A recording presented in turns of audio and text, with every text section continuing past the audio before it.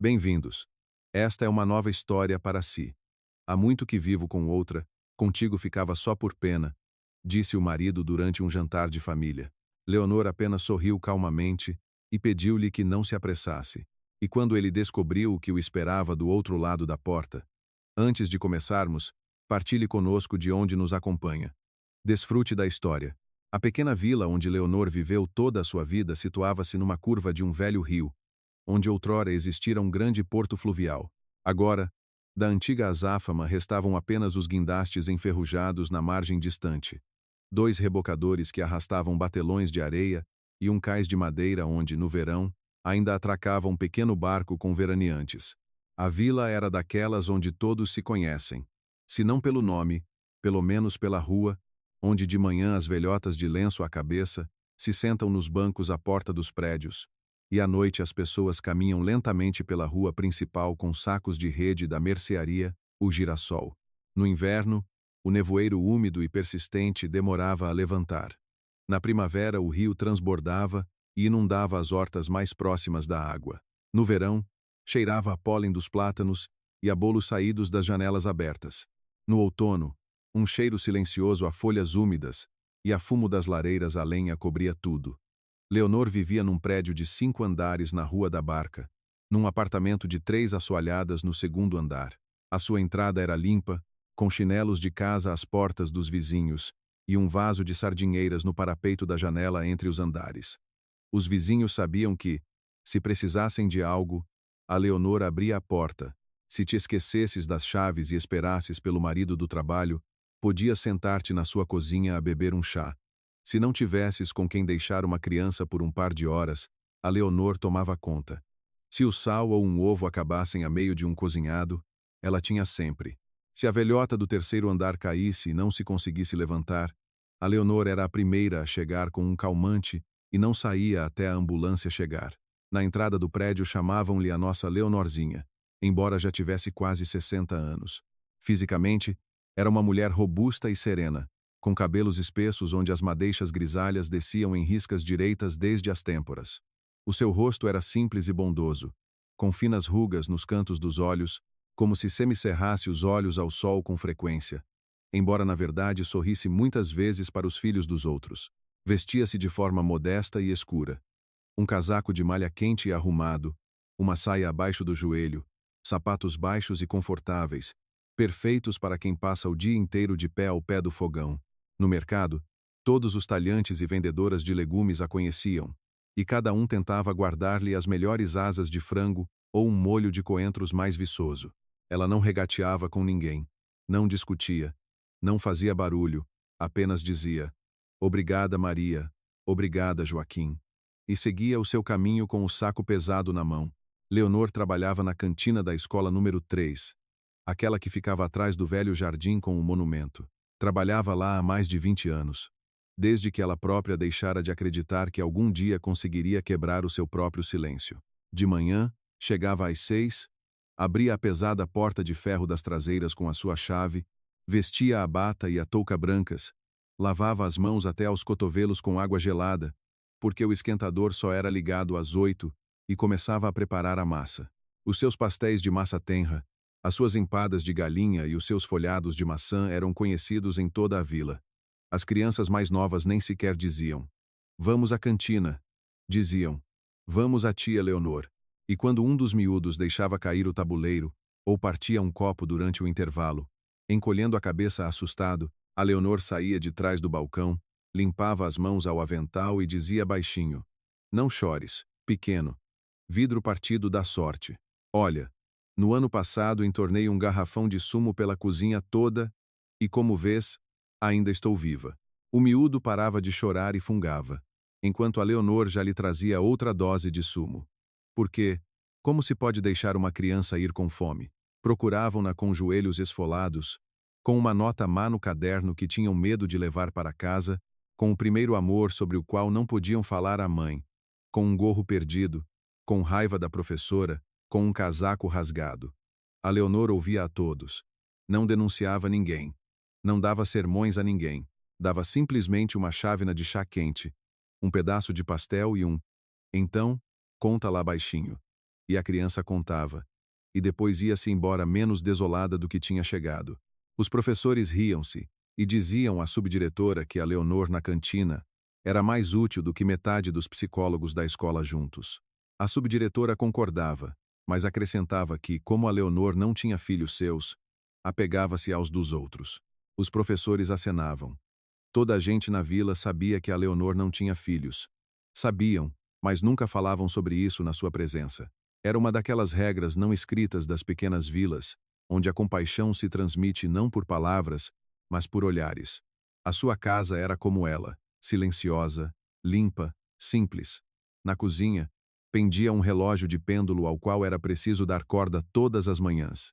No parapeito da janela, havia 3 vasos com aloé, uma violeta e uma sardinheira. Por cima da mesa, pendia um velho candeeiro de abate jur com franjas, que a Leonor lavava todas as primaveras numa bacia com sabão em pó. O chão estava coberto com tapetes de trapos que ela própria fazia nas longas noites de inverno, com tecidos velhos cortados em tiras. Na sala, havia um louceiro de vidro fino, atrás do qual estavam alinhados copos de cristal, um serviço de louça da Vista Alegre com flores azuis e uma pilha de guardanapos bordados. Estes guardanapos, a Leonor bordara-os ainda em jovem, na esperança de que um dia os usaria para pôr à mesa em grandes festas de família, onde estariam sentados os seus filhos e netos. Havia festas em sua casa, mas eram sempre as dos outros. Ora o casamento de um vizinho, ora uma missa por um parente distante, ora o aniversário do sobrinho do marido, naquela noite de novembro, a partir da qual, a bem dizer, tudo começou. Leonor regressava do trabalho por uma rua escura e úmida. Sob os pés, chapinhava um lamaçal de chuva e folhas caídas.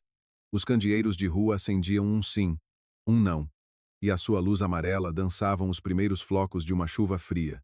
Ela caminhava devagar, apertando contra o corpo um saco com o que sobrara da cantina, um pacote de pastéis que a cozinheira Lúcia lhe enfiava sempre no final do turno, dizendo: "Leva, Leonorzinha, tu vais para casa, e isto aqui são só migalhas." À porta do prédio estava a vizinha, a dona Lourdes, com um chaile de lã cinzento atirado à pressa sobre os ombros. Tentava apanhar no escuro o gato vadio, o Faísca, que era alimentado por todos no prédio. "Leonorzinha, vais para casa?" chamou ela. "É que não consigo apanhar este parasita. Está sempre a meter-se na cave. Espera aí, subo contigo. Tenho uma coisa para te dizer." Subiram até ao 2º andar, e a Leonor deixou a dona Lourdes entrar. Acendeu a luz da cozinha, tirou o lenço, pôs a chaleira ao lume. A sua chaleira era antiga, esmaltada, com bolinhas azuis e um apito ao qual já devia ter trocado a borracha há muito tempo. Começava a silvar muito antes de a água ferver, e esse som era para Leonor tão familiar como a voz de um parente. "Soubeste?" começou a dona Lourdes, desenrolando o chaile. "Viram o teu Ricardo ontem, de carro, a vir da cidade. Não era o de serviço, era um preto, um topo de gama. E ao lado ia uma mulher." Leonor, em silêncio, tirou 2 chávenas, pôs o açucareiro na mesa, tirou um pastel do pacote, cortou-o ao meio e pousou-o num prato. "Lourdes, queres com limão? Ó mulher, não me estás a ouvir?" A vizinha baixou a voz, olhando em volta como se alguém as pudesse ouvir no apartamento vazio. "Dizem que ele tem uma. Bem, uma viúva jovem, que mora no bairro Novo, nos prédios de 9 andares. Tem uns 30 e poucos anos. Loura, anda sempre de saltos altos. A irmã da minha prima mora na mesma entrada. Diz que o teu Ricardo já lá vai há meses. Leonor, tu não és parva, tu vês as coisas." A chaleira apitou. Leonor desligou o fogão, deitou a água a ferver nas chávenas, pôs o chá, tapou-as, e sentou-se em frente a dona Lourdes, com as mãos pousadas sobre o oleado da mesa. Disse baixinho: "Lourdes, é melhor falares-me dos teus tomateiros. O que é que vais plantar este ano?" A dona Lourdes fez um beicinho ofendido, mas mesmo assim pegou na metade do pastel, deu uma dentada, mastigou. "Ó Leonor, tu és mesmo. Passaste a vida a lavar-lhe a roupa, a cozinhar para ele. Cuidaste da mãe dele, que Deus a tenha, até ao fim. E é assim que ele te paga?" Lourdes. Leonor levantou os olhos para ela pela primeira vez, e o seu olhar foi tal que a vizinha se calou. "Eu sei de tudo. Simplesmente, não te apresses. Cada coisa a seu tempo, e os teus tomates também. Beberam o chá em silêncio. Depois a dona Lourdes foi-se embora, ainda a abanar a cabeça, e a Leonor ficou sozinha na cozinha. Aproximou-se da janela, encostou a testa ao vidro frio. No pátio, sob o candeeiro, passou uma rapariga de bicicleta, talvez com uns 12 anos, sem gorro, apenas com uma camisola. E a Leonor pensou maquinalmente: vai se constipar, a mãe vai ralhar com ela.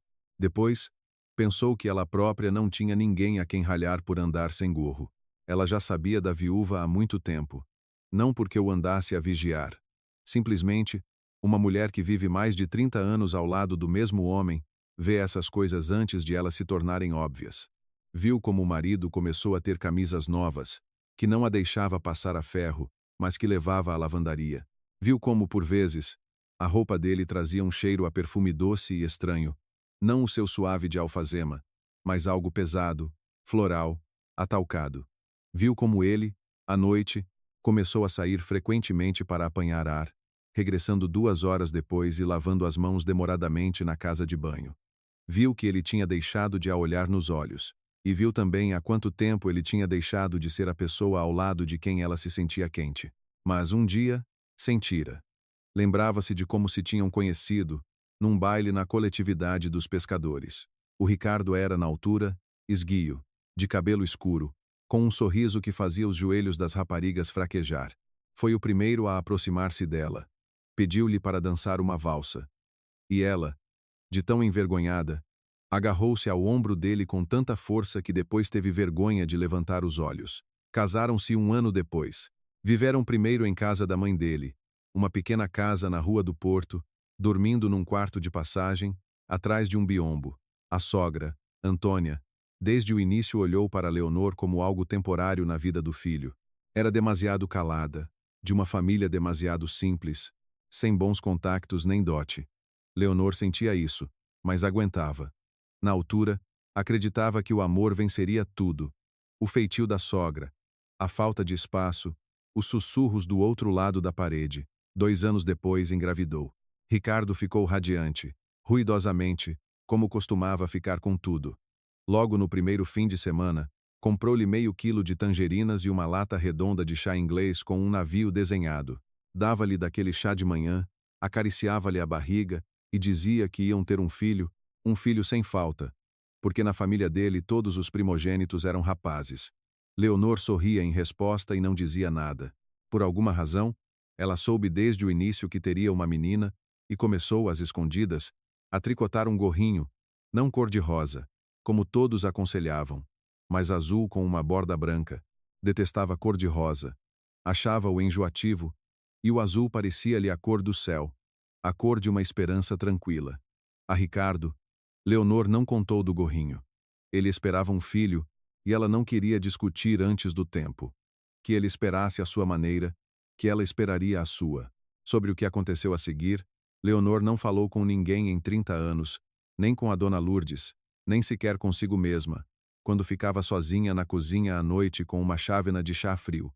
A memória disso vivia nela como uma farpa cozida sob a pele.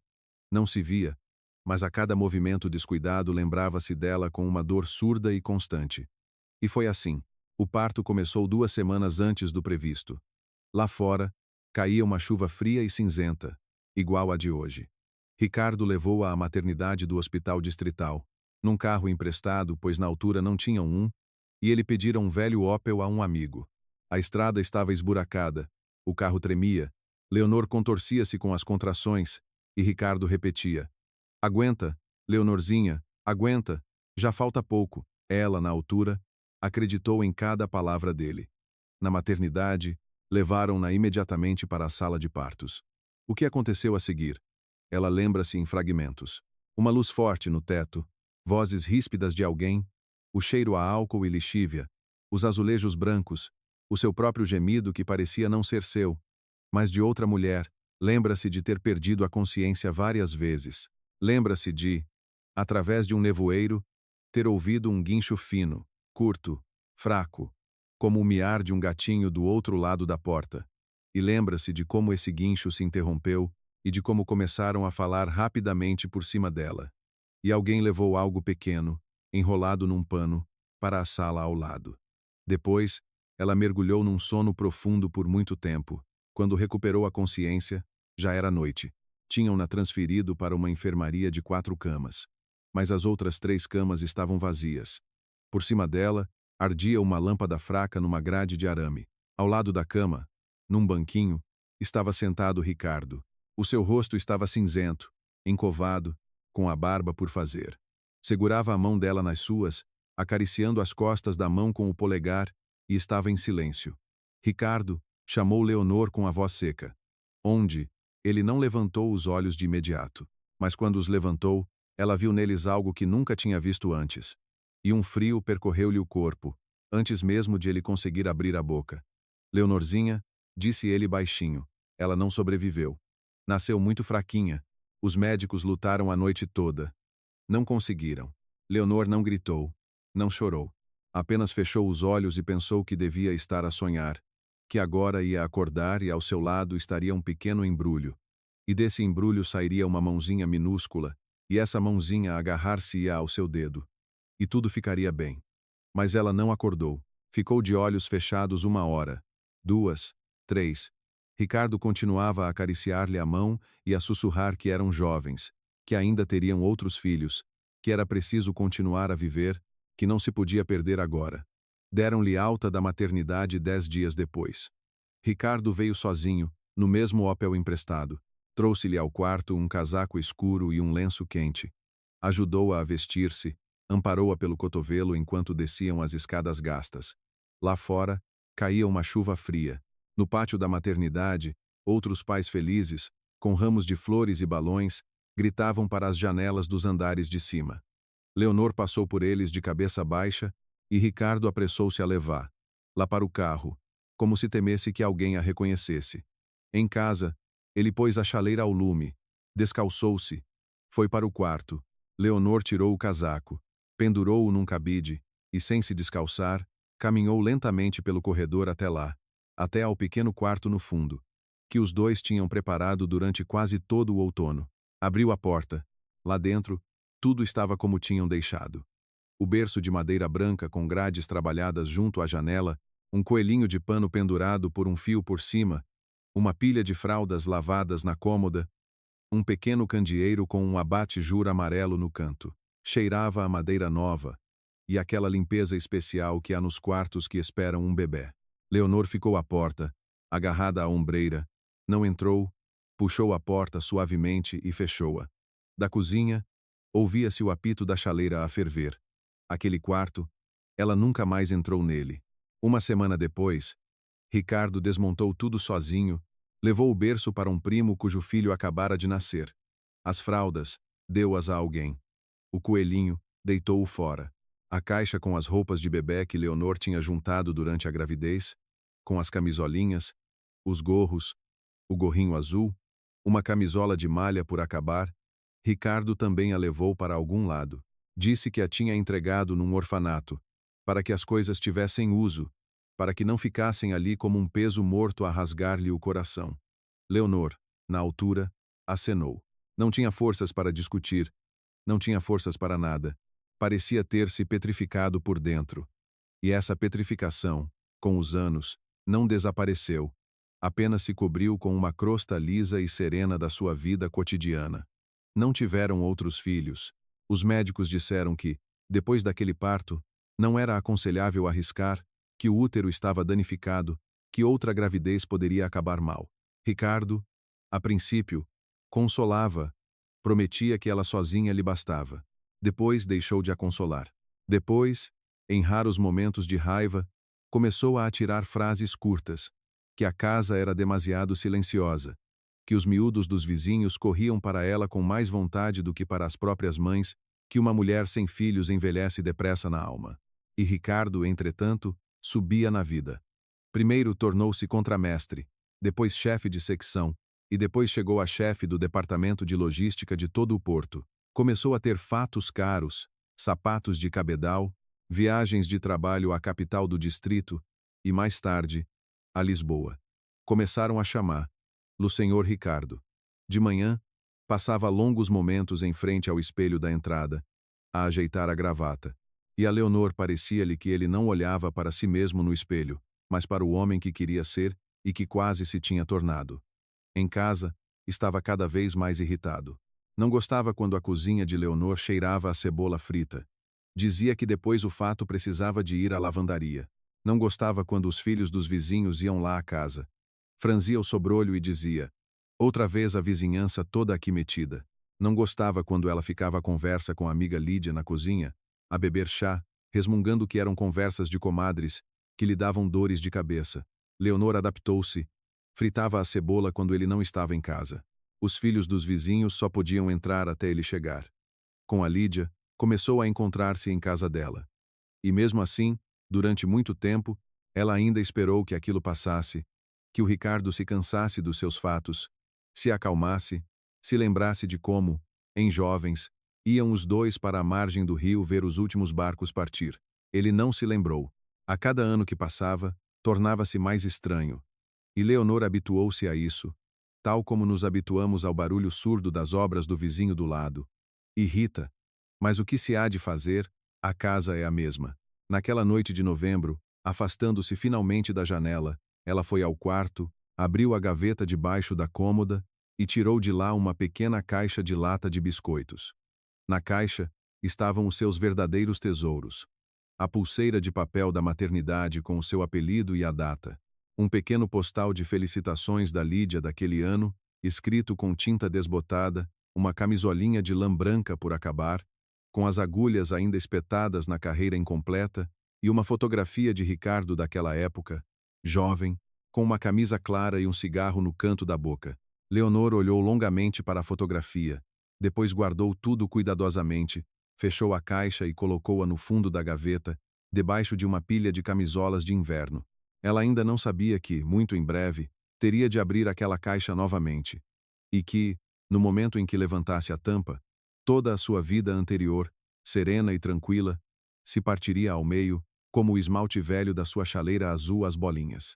E que, debaixo dessa fenda, pela primeira vez em 30 anos, não haveria o vazio, mas algo vivo. A manhã na cantina da escola começava da mesma forma há mais de 20 anos. Às 6h30, Leonor abria a pesada porta de ferro das traseiras, acendia as longas lâmpadas fluorescentes, que primeiro piscavam e depois zumbiam de forma constante no teto, e dirigia-se às grandes panelas. No fogão, aquecia a água para a sopa. No forno, acabavam de cozer os tabuleiros de batata gratinada com queijo. Era o que os alunos mais novos mais gostavam. A cozinheira Lúcia, uma mulher de voz alta, cara rosada e um dente de ouro de lado, fazia barulho com as tampas e contava mais uma história sobre o seu genro desastrado.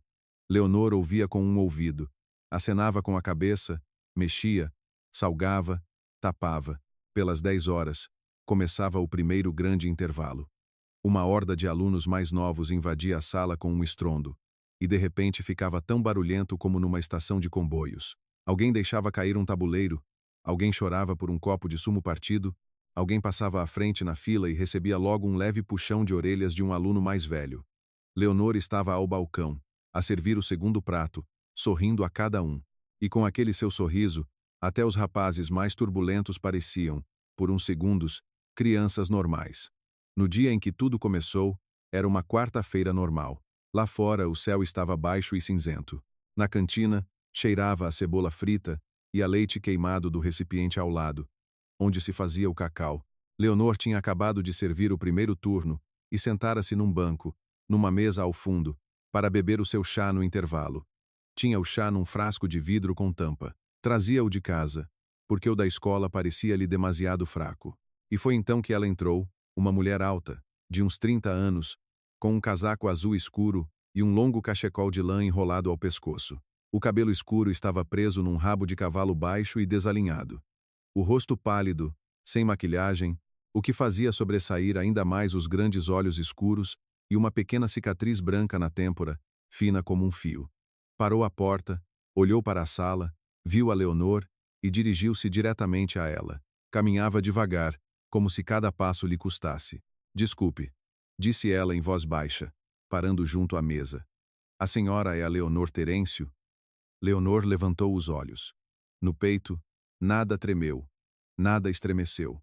Simplesmente olhou para a mulher desconhecida e acenou com a cabeça. Sou Terêncio. Sim. Qual é o assunto? Podia falar consigo? Não aqui. Noutro sítio, onde não esteja ninguém. Leonor pousou lentamente o seu frasco de chá na mesa.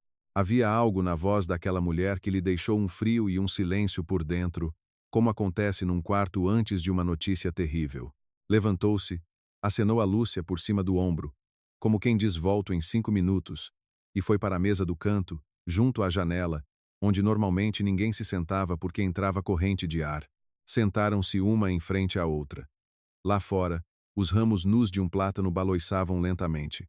Uma gota de chuva escorria pelo vidro. A mulher tirou o cachecol, pousou na cadeira ao lado, cruzou as mãos no colo. Tinha os dedos compridos e finos, com as unhas curtas, mãos de trabalho, não de quem não faz nada. Chamo-me Margarida, disse ela.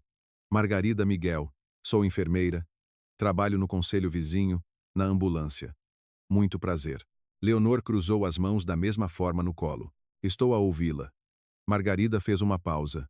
Notava-se que as palavras lhe saíam com grande dificuldade, que provavelmente as tinha ensaiado durante toda a viagem de autocarro, e que agora, mesmo assim, formavam um nó na garganta.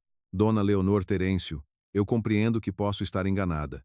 E se estiver, peço que me perdoe. Vou-me embora e nunca mais me verá. Fez outra pausa. Respirou fundo. Diga-me. A senhora teve uma filha na maternidade número 2 do Hospital Distrital, no final de novembro, há 30 anos. Uma menina. Leonor sentiu que tudo dentro dela parou. O coração não acelerou. Pelo contrário, começou a bater devagar, pesado, como se alguém estivesse a contar as batidas manualmente.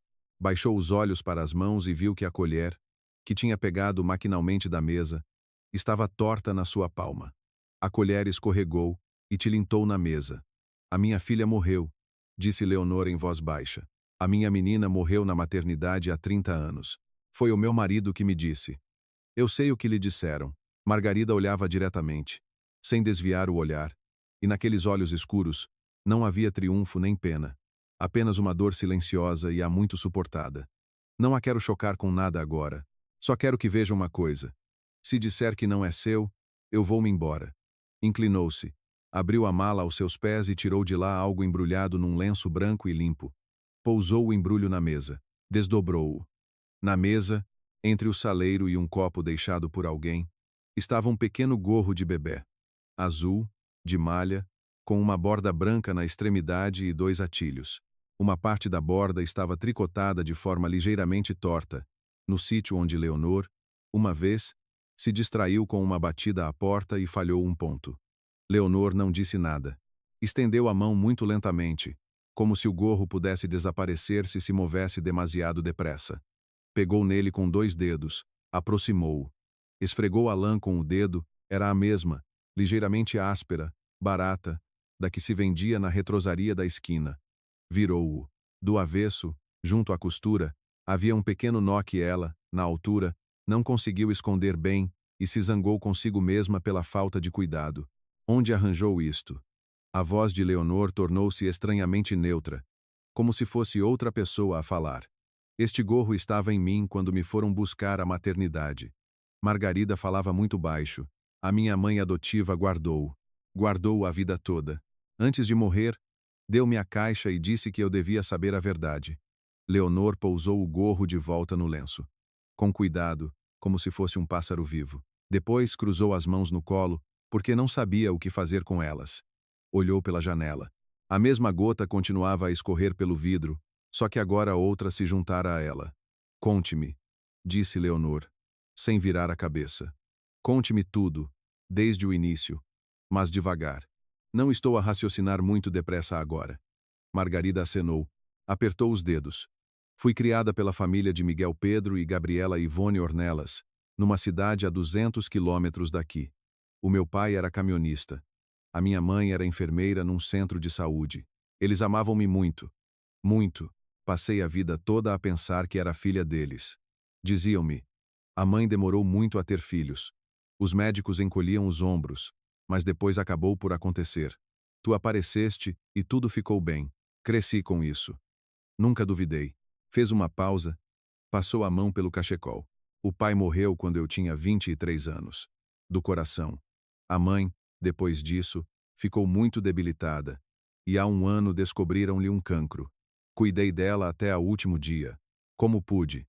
Ela foi se apagando. Lentamente, sofreu muito.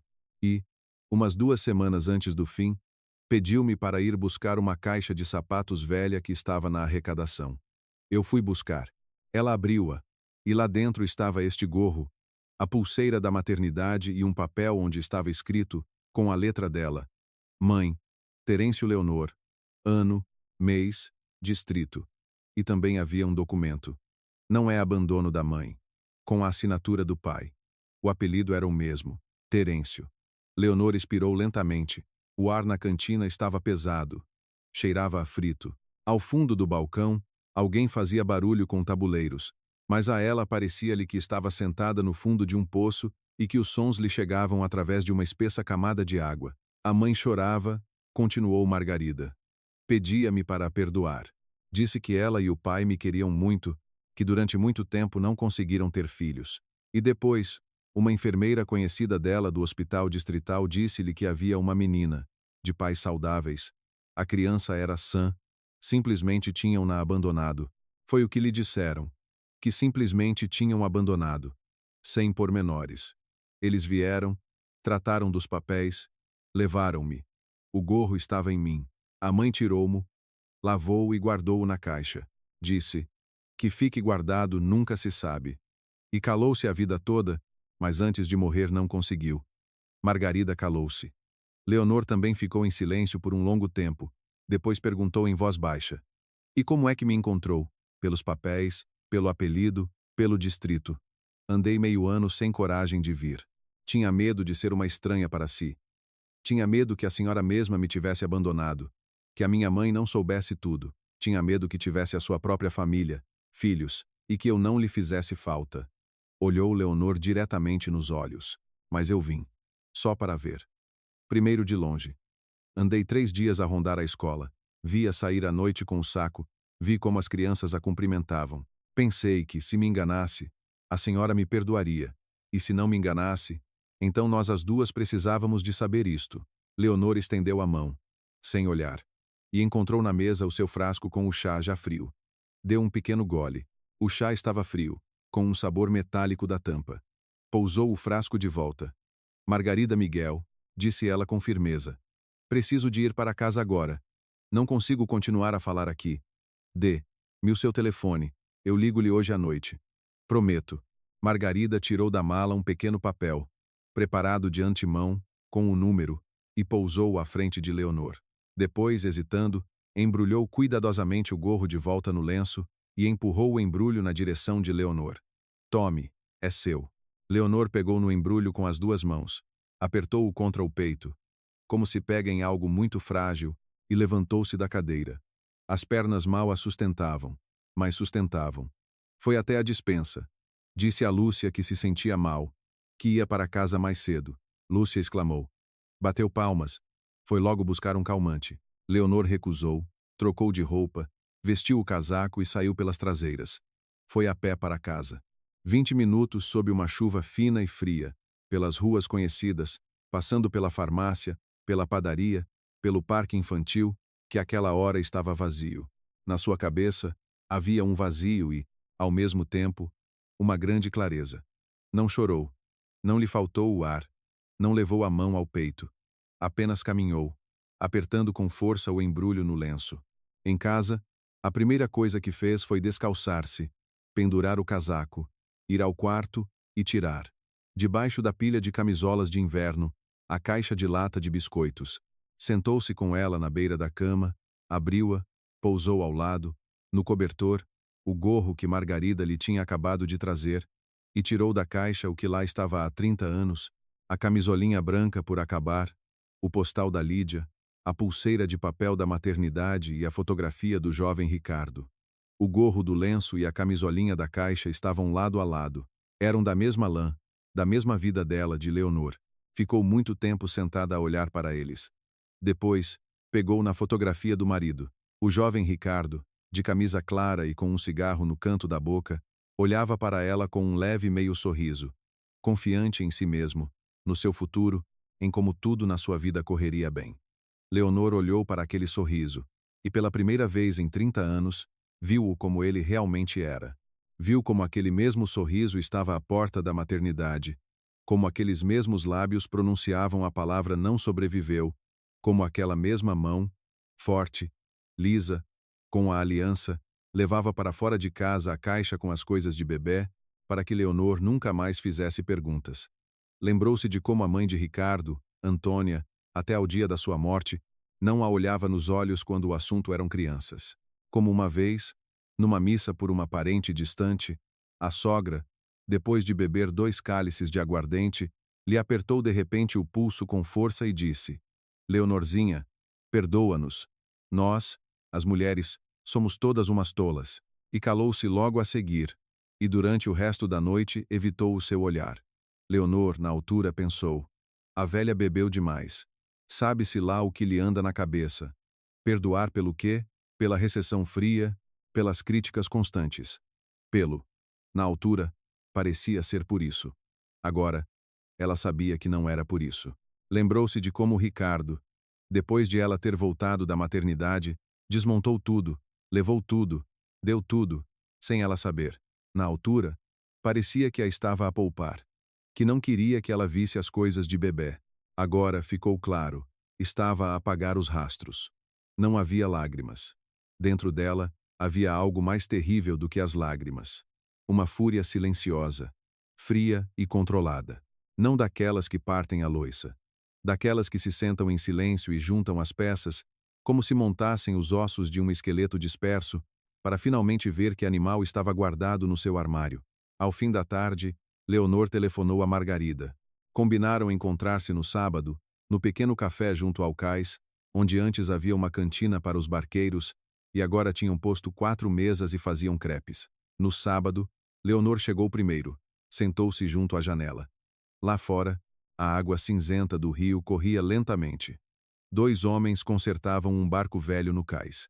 Ao lado, um cão ruivo aquecia-se ao sol. Margarida entrou, viu-a, sorriu ligeiramente pela primeira vez. Sentou-se em frente. Falaram durante 4 horas, pediram crepes e não os comeram. Margarida falou da escola, de como aos 10 anos caiu de bicicleta e ficou com a cicatriz na têmpora, de como entrou para a escola de enfermagem, de como foi pela primeira vez a uma chamada sozinha, e as mãos lhe tremiam, de como nunca se casou, porque houve uma pessoa, mas não deu certo. Falou da mãe adotiva sem ressentimento, com gratidão, porque a amaram de verdade. Leonor ouvia e aprendia. Aprendia a ouvir o som da voz da sua própria filha.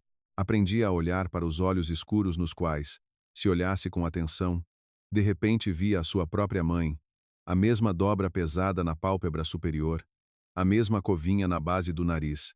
Aprendia que a sua filha estava viva, era adulta, estranha e familiar ao mesmo tempo. Em casa, à noite, não conseguia dormir. Deitada de costas, olhava para a escuridão do teto e pensava. Ricardo dormia no quarto ao lado. Há muito que se mudara para lá, explicando que agora tinha reuniões cedo e não a queria acordar. Do outro lado da parede, ouvia-se a sua respiração regular e pesada. Leonor ouvia aquela respiração e pensava que o homem que dormia há 30 anos sob o mesmo teto que ela lhe tinha tirado a filha, não a entregou a um orfanato num momento difícil. Depois de conversarem, não propôs, não explicou, não perguntou, simplesmente assinou um papel enquanto ela estava deitada sem forças e disse-lhe que a menina tinha morrido. Ela percebeu que não podia fazer-lhe um escândalo. Não agora. Se ela fosse agora e lhe dissesse tudo na cara, ele gritaria, começaria a negar tudo, depois iria numa viagem de trabalho, depois contrataria advogados, depois tentaria lá passar por louca. Ele sabia como fazer isso. No porto, ele tinha feito manobras tão retorcidas que as pessoas depois levavam anos a perceber quem tinha passado a perna a quem. Com ele, não se podia jogar o seu jogo. Com ele, tinha de ser de outra forma. Calmamente, com testemunhas, no seu próprio momento de triunfo, para que ele não tivesse tempo de reagir. Leonor levantou-se, foi à cozinha, sem acender a luz, serviu-se de um copo de água da torneira, bebeu, ficou junto à janela. No pátio, ardia um único candeeiro. Sob ele, rodopiavam pequenos flocos de neve seca, e o vento arrastava um pedaço de jornal pelo asfalto. Pousou o copo no lava-loiça e disse em voz alta, na escuridão: Espera, Ricardo. Em breve serás tu a contar tudo. Tu mesmo, e à frente de todos. E eu vou ajudar-te. Ricardo anunciou o jantar no início da semana. Chegou do trabalho à noite, atirou a pasta para a entrada, foi à cozinha, sentou-se à mesa e disse, sem olhar para a mulher: Leonor, no sábado convida o pessoal. O Sérgio com a Olga, a Anabela, o Afonso com a mulher. Quero que venham todos. Preciso de falar como deve ser. Naquele momento, Leonor estava a tirar um tabuleiro de empadão do forno. Pousou-o numa tábua. Tirou lentamente as pegas. Virou-se. Por que motivo, Ricardo? Sem motivo. Só com saudades dos meus. Ele virou-se para a janela. Tamborilou com os dedos no parapeito. Põe a mesa como tu sabes. Faz a salada de polvo, a tua empada de galinha e traz aquela. A ginginha da adega. Está bem, respondeu Leonor calmamente. Faço. Ele olhou para ela de relance, como se esperasse perguntas, e não as obtendo, foi para o seu quarto. Leonor ficou mais um pouco junto ao fogão. Depois cortou o empadão em quadrados perfeitos. As mãos não lhe tremiam. Por dentro, estava lúcida e fria, como no início da primeira geada. Na sexta-feira à noite, telefonou a Margarida e disse-lhe, sucintamente, amanhã, às 7, mando-te a morada por mensagem. Chega às 8, fica no patamar, eu chamo-te. Margarida ficou em silêncio do outro lado. Depois respondeu, eu vou. No sábado de manhã, Leonor pôs-se a cozinhar. Amassou a massa para a empada de galinha. Deixou-a levedar debaixo de um pano.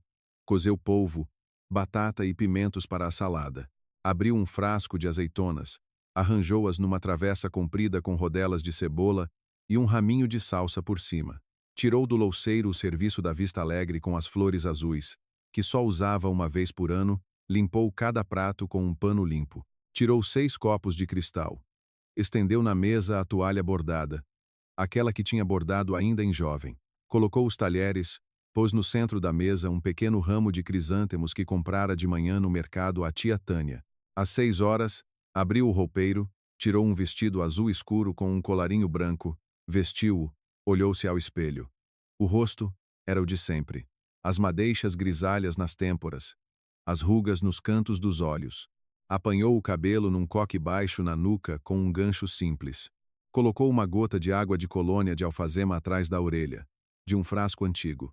Ricardo saiu do seu quarto com uma camisa branca acabada de passar, calças escuras com vinco, o cabelo molhado penteado para trás. Cheirava a aftershave, daquele caro que trazia das viagens de trabalho. Entrou na sala, inspecionou a mesa, murmurou satisfeito. Muito bem, Leonor. Quando queres, sabes fazer as coisas. Faça os possíveis, Ricardo. Os convidados chegaram quase todos juntos, 7:15.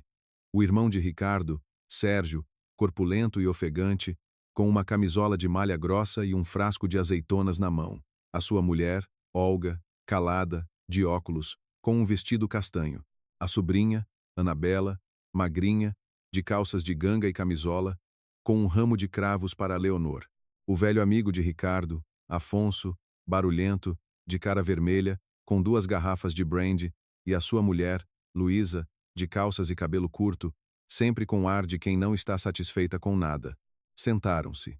Ricardo sentou-se na cabeceira da mesa. Leonor em frente. Sérgio serviu o brandy aos homens, a ginginha às mulheres, sumo à Anabela.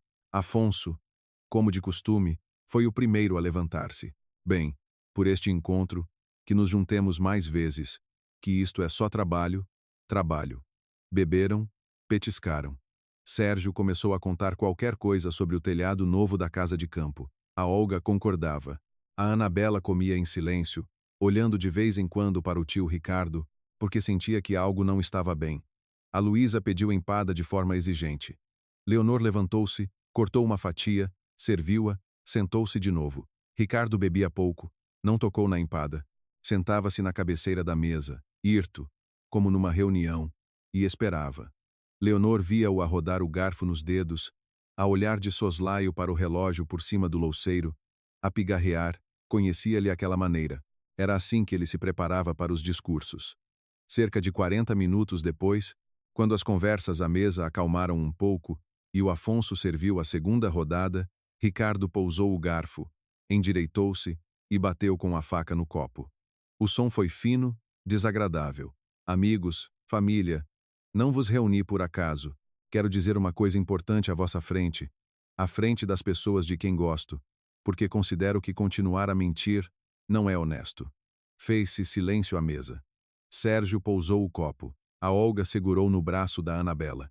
A Luísa inclinou-se para a frente. O Afonso não percebeu nada e continuou a mastigar. Ricardo olhou para Leonor. O seu olhar era pesado, mas nele vislumbrava-se algo quase triunfante. Ele, aparentemente, tinha ensaiado aquele momento por muito tempo e agora desfrutava dele. Leonor, disse ele, não vou andar com rodeios. Há muito que vivo com outra mulher. E contigo? Contigo ficava só por pena. Pensava, o que seria de ti sozinha, sem filhos, sem apoio? Aguentei o que pude, mas basta. Não consigo mais. Não quero mentir nem a ti, nem a mim. O silêncio na sala era tal que se ouvia o tic-tac do relógio da cozinha. A Anabela baixou lentamente os olhos para o prato. A Olga ficou pálida e agarrou-se à beira da toalha. O Sérgio abriu a boca e fechou-a. A Luísa foi a primeira a querer dizer alguma coisa, mas o Afonso, com a sua mão pesada, prendeu-lhe o pulso à mesa. Leonor não se mexeu, não empalideceu, não corou, não levou a mão ao peito. Pousou cuidadosamente o garfo na beira do prato, limpou os lábios com o guardanapo, dobrou-o ao meio e pousou-o ao lado do talher. Depois, levantou os olhos para o marido e sorriu calma, quase carinhosamente. Ricardo, disse ela, não te apresses. Ainda não sabes o que te espera do outro lado da porta. Ele sorriu de lado. Aquele sorriso escorregou pelo seu rosto como manteiga numa frigideira quente. Rápido, presunçoso, encostou-se às costas da cadeira, percorreu os convidados com o olhar e disse em voz baixa, para os seus: Pronto, começou. Se calhar descobriu a minha amiga. Agora vai haver circo. O Sérgio levantou a mão em sinal de aviso. A Olga sussurrou: Ricardo, não faças isso. O Afonso ficou sério. Leonor levantou-se. Sem pressa, contornou a mesa, foi até a porta da entrada. Abriu-a. No patamar da escada, encostada à parede, estava Margarida, com o casaco azul escuro, o mesmo cachecol comprido, uma pequena mala na mão. Na outra mão, tinha um embrulho, cuidadosamente enrolado num lenço branco. Entra, disse-lhe Leonor em voz baixa. Está na hora. Margarida passou o limiar da porta, tirou o casaco, pendurou-o num cabide, enrolou o cachecol à volta da mala e entrou na sala atrás de Leonor. A mesa, de início não a viram bem. O Afonso levantou-se, pensando que era uma vizinha a queixar-se do barulho. A Luísa semicerrava os olhos por cima dos óculos. A Anabela encolheu-se instintivamente. Leonor ficou ao lado de Margarida, ligeiramente atrás dela, como uma mãe fica atrás do ombro da filha no primeiro dia de escola, e olhou para Ricardo. Ele olhava para Margarida com uma ligeira perplexidade. Provavelmente a vasculhar na memória se seria alguma conhecida sua, se a teriam enviado. O seu rosto ainda estava confiante.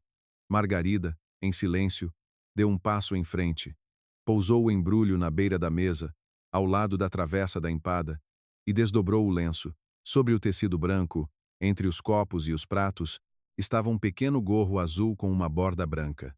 Ricardo viu, e nesse momento toda a confiança do seu rosto desapareceu. Olhou para o gorro durante uns 5 segundos. Nesses 5 segundos perdeu a cor.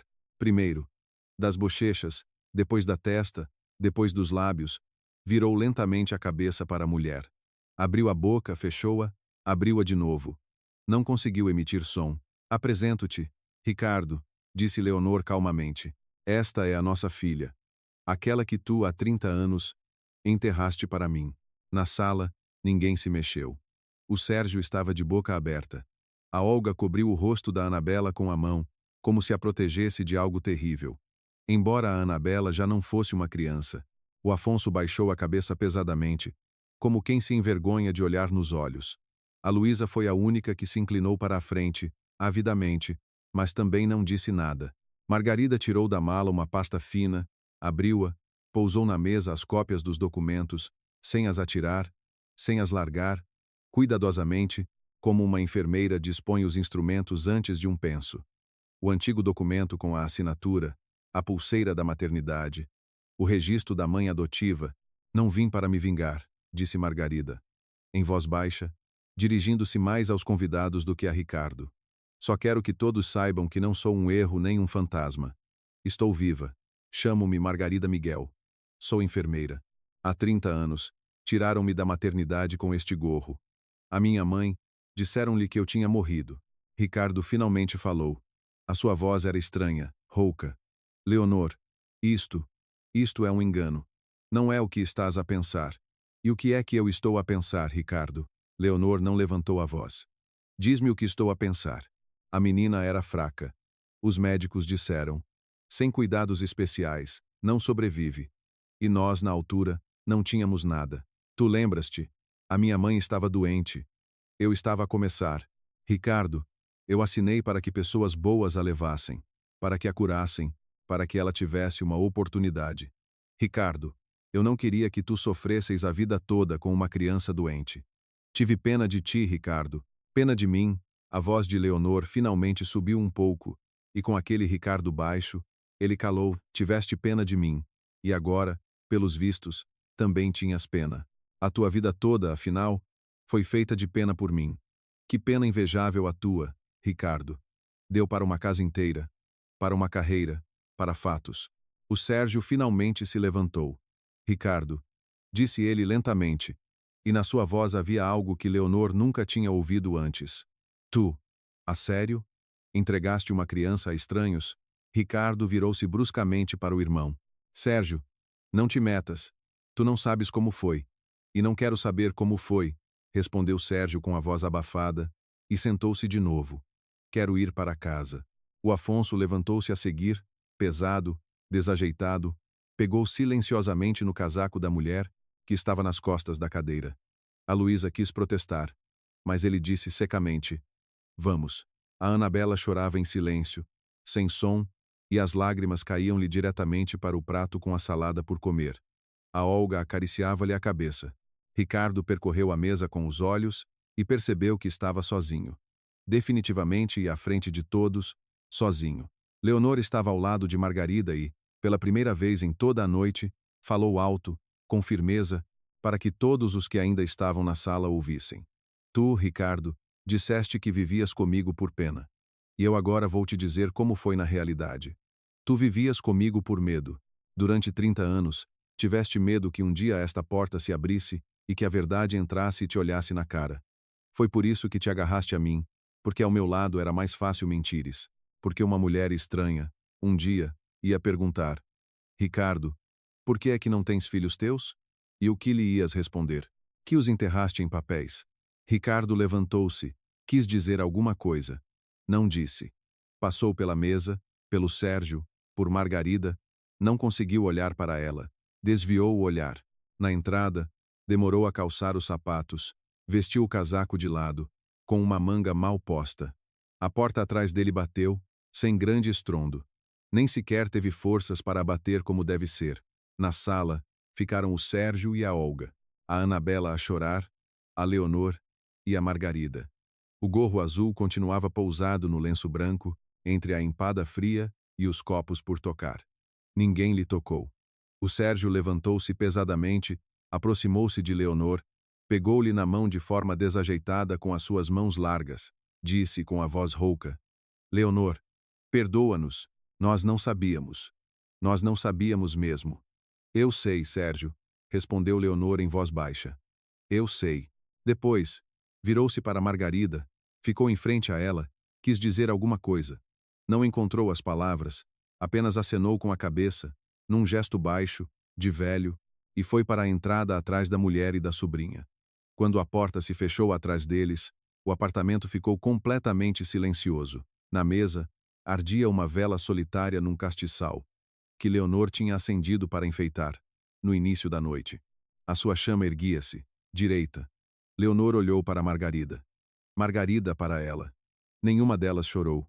Apenas ficaram ali, de pé, ao lado da mesa onde estava o pequeno gorro azul, e, pela primeira vez em 30 anos, Aquele quarto não estava vazio. Quando os convidados se foram embora, Leonor foi à cozinha e pôs a chaleira ao lume. A velha chaleira esmaltada, azul as bolinhas, começou a silvar quase de imediato. Margarida estava na ombreira da porta, encostada com o ombro, a ver Leonor tirar do louceiro 2 chávenas simples, não as de festa com as flores azuis, mas as normais, brancas e verdes, das quais bebia todos os dias. As de festa ficam para depois, disse Leonor, sem se virar. Hoje bebemos nas nossas. Margarida acenou em silêncio, sentou-se à mesa, cruzou as mãos sobre o oleado. Beberam o chá por um longo tempo. Leonor tirou do frigorífico um frasco de compota de framboesa começado, pousou-o na mesa, cortou o pão escuro, colocou-o num cesto de vime, trouxe da sala a empada que ninguém tinha comido a sério ao jantar e cortou 2 fatias grandes. Falaram pouco. Por vezes ficavam em silêncio por longos períodos. O silêncio entre elas, desde o início, não era pesado, mas sim como o que existe entre pessoas que já se disseram muito com os olhos e agora apenas descansam. Pelas 2 da manhã, Margarida perguntou baixinho: Leonorzinha, como é que a senhora era em Nova? Leonor sorriu com aquele Leonorzinha, aproximou-lhe a compota. Era magra. Usava uma trança grossa, abaixo da cintura. Muito tímida. Tinha medo de ir aos bailes. A minha amiga Lídia é que quase me arrastava pela mão. Fez uma pausa. Olhou para Margarida por cima da mesa. E tu, pelo que vejo, saíste a minha mãe. Eu tenho os olhos claros, o Ricardo também os tinha claros, mas a minha mãe tinha-os muito escuros, como os teus, e esta dobra aqui, na pálpebra superior, era igual. Saltou uma geração, pelos vistos. Margarida sorriu pela primeira vez naquela noite, baixou os olhos para a chávena. Em criança, passava o tempo ao espelho, a tentar perceber a quem era parecida. A mãe e o pai eram ambos claros. Diziam-me: acontece, a natureza prega-nos estas partidas. E eu pensava: não, tem de haver alguém a quem eu seja parecida. Só que não o conheço. Amanheceu lentamente, uma risca cinzenta por cima do telhado da casa vizinha. Margarida ficou a dormir no pequeno quarto, aquele que um dia fora para a criança e que depois, durante 30 anos, serviu de arrecadação para casacos velhos e frascos de conservas. Leonor fez-lhe a cama no sofá desdobrável com lençóis limpos, deu-lhe o seu robe quente, fechou a porta atrás dela e foi para o seu quarto. Deitou-se por cima do cobertor, sem se despir, e pela primeira vez em muitos anos, adormeceu quase de imediato. Ricardo telefonou ao 3º dia. A voz era baixa, culpada, estranha. Leonor, posso ir aí falar? Podes vir, respondeu Leonor calmamente. Ele veio à noite, sem a pasta, sem a habitual confiança nos ombros. Nas mãos, trazia um ramo de crisântemos brancos, enrolados em jornal. Ficou à porta, sem se atrever a entrar. Leonor não o convidou a passar da entrada. Ele ficou ali, à porta, com o casaco desabotoado, as flores na mão caída. Leonor, pensei em tudo, começou ele apressadamente. Não vou a lado nenhum. Aquela, bem, não a chamou pelo nome. Não a quero para nada. Foi uma loucura, uma tolice. Eu a ti toda a vida. Eu a ti, Ricardo, interrompeu Leonor suavemente. Não é preciso, não te humilhes. Custa-me olhar para ti agora. Leonor, o passado não se pode mudar. O que foi, foi. Mas nós estivemos juntos mais de 30 anos. Não se pode deitar isso fora. Leonor olhou para ele por um longo tempo, calmamente, sem mágoa, sem raiva.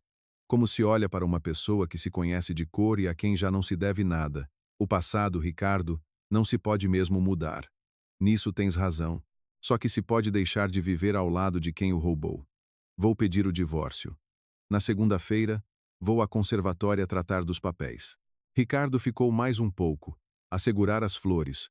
Depois pousou-as na mesinha da entrada, e sem olhar para a mulher, saiu. Fechou a porta devagar. Leonor pegou no ramo, levou-o para o patamar da escada e pousou-o à porta da vizinha que vivia sozinha e que ficaria contente com qualquer flor. O jornal, deitou-o no lixo.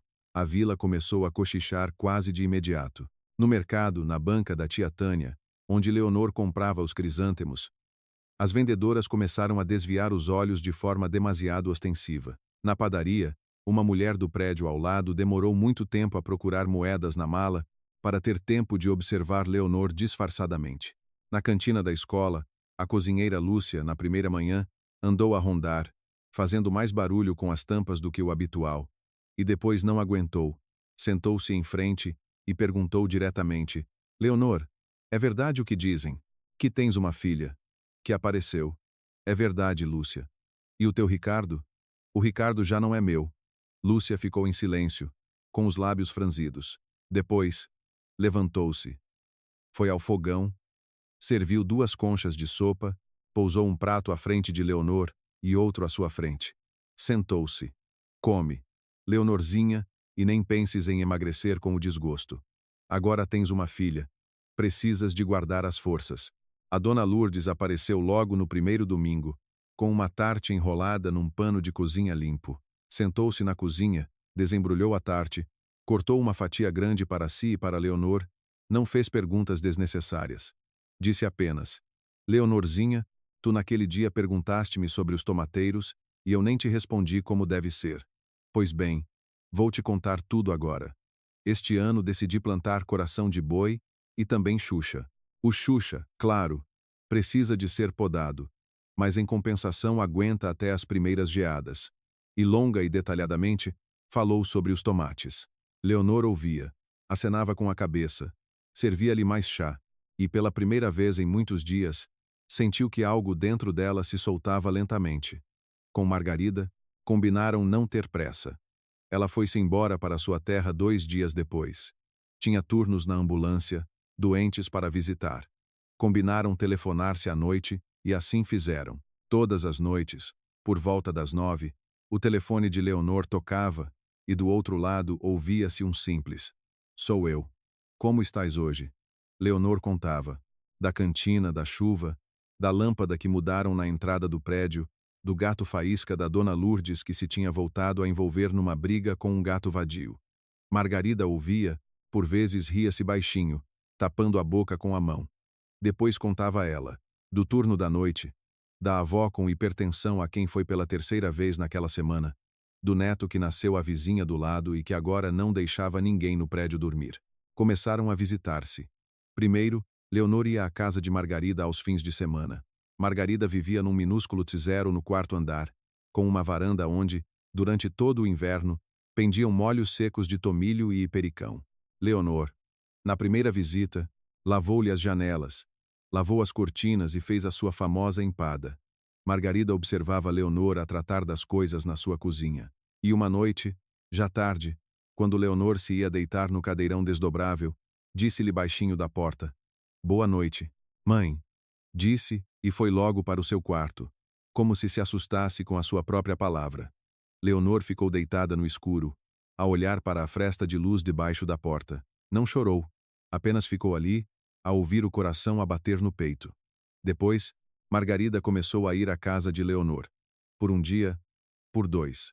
Iam juntas à margem do rio, aquele mesmo onde Leonor viveu toda a sua vida. Margarida nunca lá tinha estado. Leonor mostrava-lhe os sítios. Ali ficava o antigo embarcadouro. Daí saíam os batelões.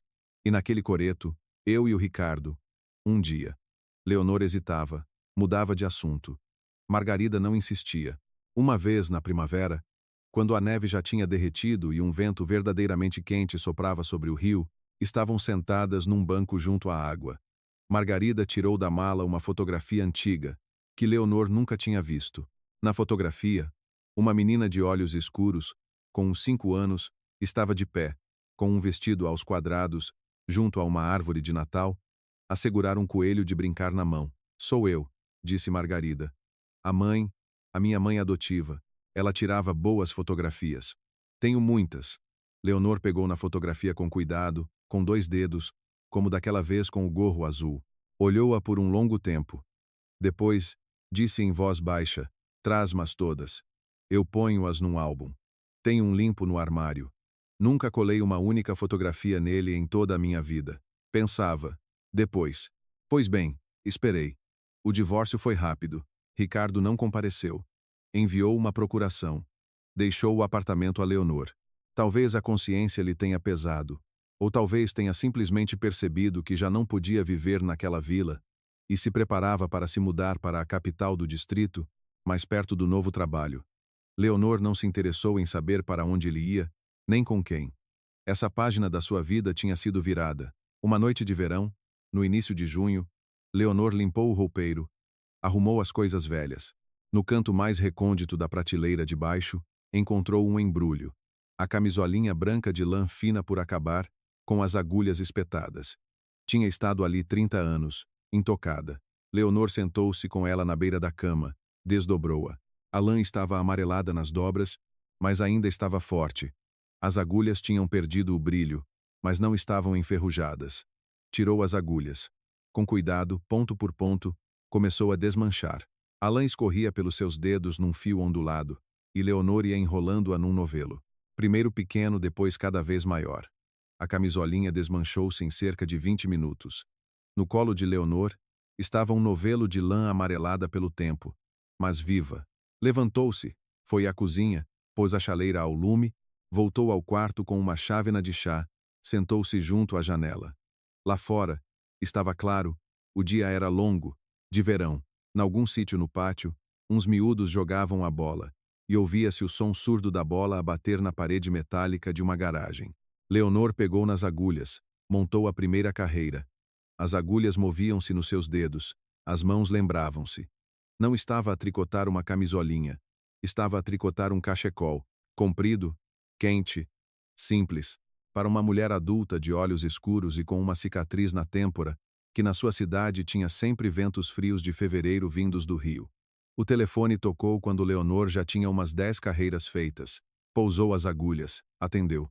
Do outro lado, uma voz familiar. Mãe, como estás? Leonor apertou o auscultador contra o ouvido um pouco mais forte do que o habitual. Olhou pela janela para a longa luz de verão, para o novelo de lã amarela no seu colo, para o fio desmanchado que se estendia do novelo até as agulhas. Estou bem, filha, disse ela. Calmamente, baixo, com firmeza, como se aquela palavra sempre tivesse sido sua. Estou bem, espero por ti no sábado. Ponho a empada a fazer de manhã. Obrigado por ter acompanhado esta história. Por favor, deixe nos comentários a sua opinião. Se gostou, considere partilhar.